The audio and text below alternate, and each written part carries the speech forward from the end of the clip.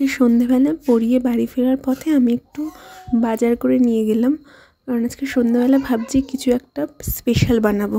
প্রত্যেকদিনই সন্ধ্যাবেলা তো কিছু না কিছু খেতে ইচ্ছে করে, তো এখন সন্ধ্যাবেলা বাইরের খাবারটা খাই না, কারণ সারাদিন তো ইউনিভার্সিটি গিয়ে কিছু না কিছু খাওয়াই পড়ে।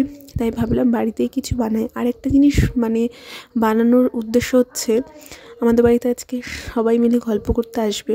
এমনিতে তো আসেই, কিন্তু আজকে অনেক দিন পর যাচ্ছে সবাই, তার জন্য একটুখানি স্পেশাল কিছু বানাচ্ছি। তো কী বানাচ্ছি সেটা তো তোমরা হয়তো বুঝতেই পেরে গেছো, সেটা হচ্ছে ঝালমুড়ি।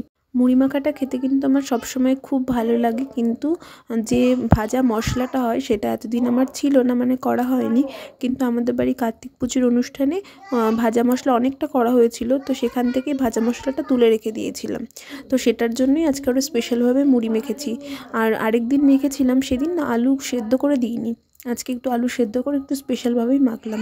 তো সবাই চলে এসেছে, মুড়ি খাওয়া হচ্ছে। ভিডিওটা ভালো লাগলে লাইক করে দিও।